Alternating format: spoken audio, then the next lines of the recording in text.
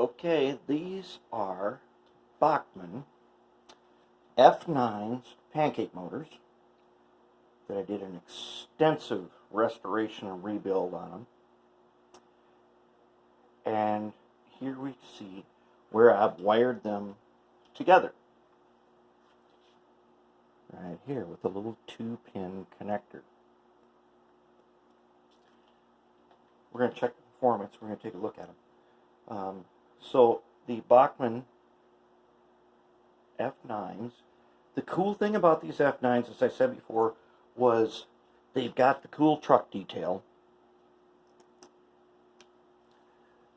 The trucks are nice on these. And the other cool thing is they have pickup from all axles. Unlike those two guys right there that are also connected together, remember those? They don't. They only pick up from one truck each. And that was a Bachmann, I think the GP50 is the Bachmann, and the GP38, I think that's the Lifelike. And remember how good their performance was? It was really excellent. And these two pick up from all wheels. So let's take a look at them a little bit. Let's run them. See how they do. So let's get a look here down the track. Okay, so bring her up to 25% power. Which, what did we say? That's a quarter of 14 volts. But 3, not quite 4 volts.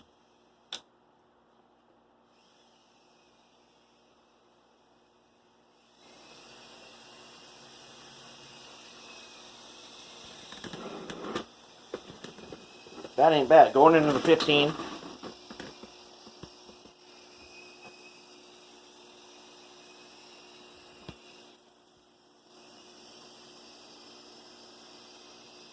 %, power right there.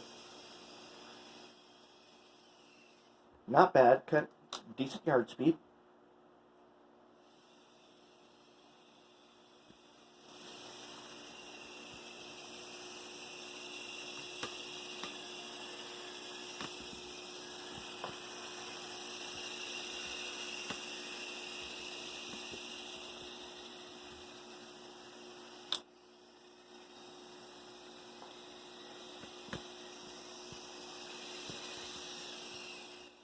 Okay, so you still got a little pancake motor sound, but as we saw in the other two, the 38 and the 50, we can deal with that sound. That ain't that bad.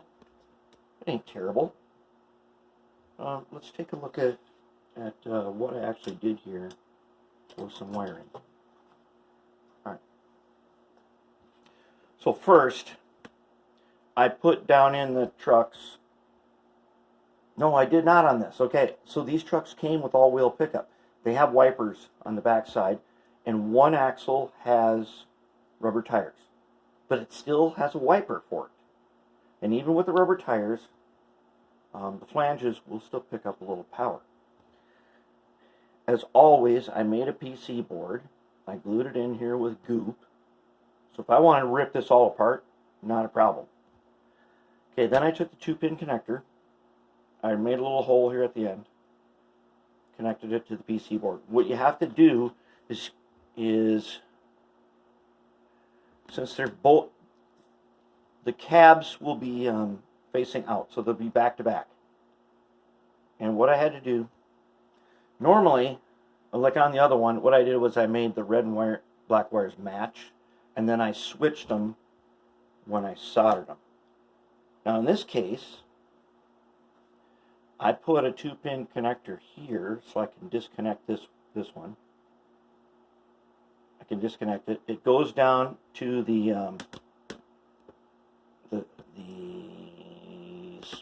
wait, where are we? I'm lost. Hello. There we are. Okay, let's take a look. This time I just went ahead and reversed them at the socket. Right there. Now I shaved the nubs off of these connectors so that they disconnect easily. I don't want them to have that. If they came uncoupled, I want them to disconnect. Now, in the previous edition of those two guys, I did a little rewiring on them because I used a bigger 2-pin connector. It was just too big. It wasn't that reliable, and I didn't have a good... I made this weird solder pad to connect them. Turned out that that was a lot of trouble.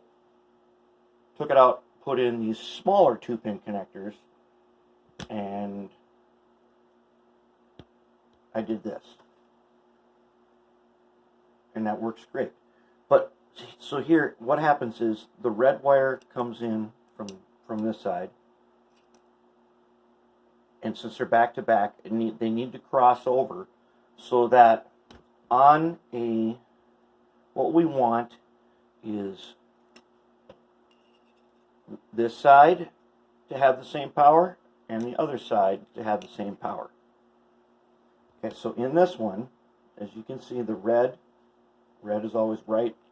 As we're facing right, the red is on the inside track. Okay, so the red goes down.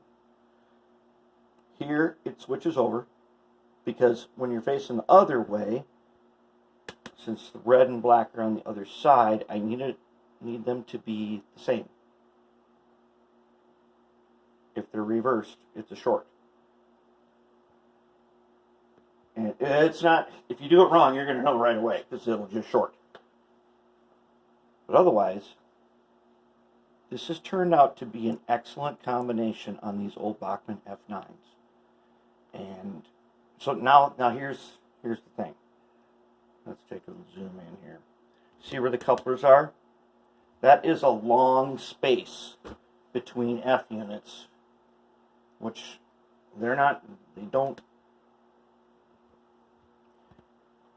that's a very long space right here. I'm going to disguise that, I think, by adding a little walkway. I'll just take some mosquito screen. I'll make a little platform at the end, which will come out to just about the couplers. So it'll look like a walkway on either side. Now let's take a look at one thing. One thing I did, which was dumb, but I did it anyways out of habit, was I cut the socket off this one. And as you can see, I took a piece of flat brass wire, I made an L bracket, I screwed the coupler to it, and then I screwed it to the shelf, because there's room for this screw head. Does not interfere. I drilled the hole in the corner. It has to come out the bottom to avoid drilling through the shell. And it works pretty good. The good thing about using this brass bracket, when the couplers are not identical height, which this has the original one, and I had to use an overshank coupler, and the only ones I had were these, I don't remember what, I don't know if these are Bachmann, but I took there's two kinds. One has plastic spring here, this one has a metal spring, so I use that kind. And it's pretty decent. But if these couplers are dragging, and you can see right now the pins are not exactly where they should be, and I can fix that, I can just bend this up a little bit to make sure I've got good clearance. And if you look around to the front side, once again, I used these. This is a plastic overshank, and it's a perfect height, and this screw does not interfere. There's a ton of room under there, and I did the same on that one. And they do come out of the front end. I know you've probably all seen on F units a trick where you would put a coupler in and then you would just turn the pin around backwards so the coupler would come out, the pin would be there and still work. You don't have to do that on these.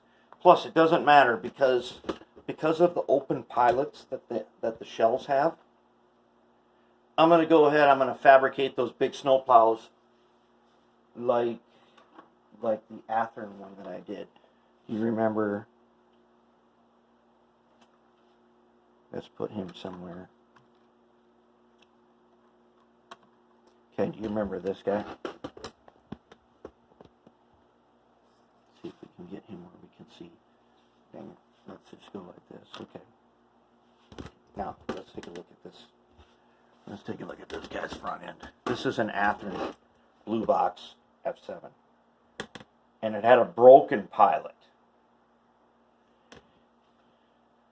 And what I did was alright,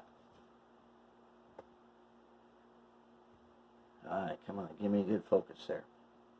Okay, this snowplow, I bent it out of a piece of oyster tin. And then I attached it with goop so I can peel it off should I need to. That's what I'm going to do with these two to deal with the pilot that I don't really like on it. And then we'll be good to go. These two are going to be a mated pair. They're going to stay this way. And they work great by themselves too. But that is another example of wiring locomotives together. And it's really easy in any locomotive where you've got, especially in pancake motors, the performance bonus on a pancake motor setup is excellent.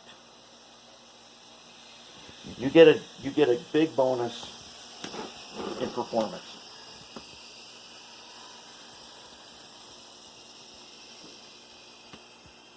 And we're cruising at maybe a little over yard speed. That's definitely over yard speed.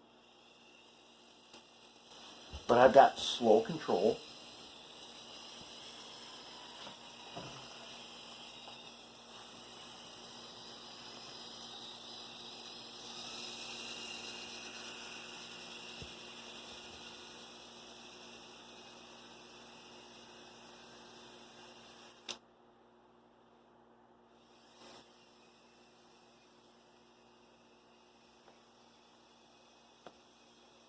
I got slow control on it.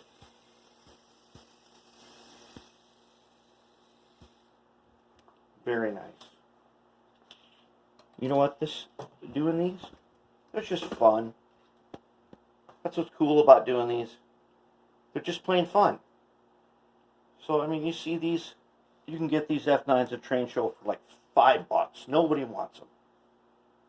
And they're just plain good fun. And they don't take, I mean, what did I spend on this? Doing this whole thing, a day or two? Spent, what, $3 in parts. Probably not even that much. I use recycled parts, but if I had to buy new couplers and stuff, maybe about $4. And these 2-pin connectors, I got a massive pack of them. I got basically a lifetime supply of them. And I don't know what they were, $4, something like that, for a ton of them.